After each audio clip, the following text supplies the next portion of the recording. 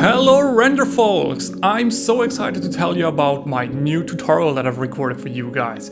Introduction to look development for production. So I got from a friend a pretty cool lens model where I have painted some textures that we can use to create the look development part for it. So this tutorial series is actually meant for beginners in terms of look development. So it's not actually meant for bloody beginners, so I do expect that you already know what a bump map is, what a roughness map is doing, and what an albedo map is.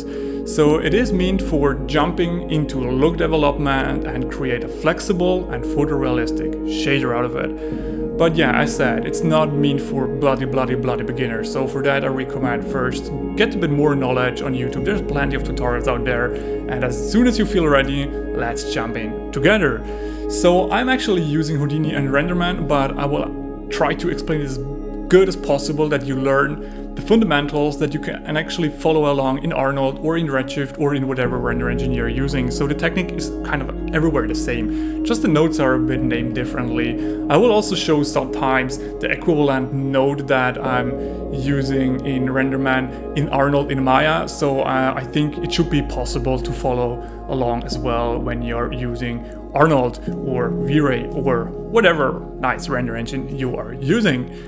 So if you have any question, let me know in the comments. If you have any concern, let me know in the comments as well. And I hope you will have a blast while you were creating together the cool look dev of this extremely nice lens model. So see you then, bye bye.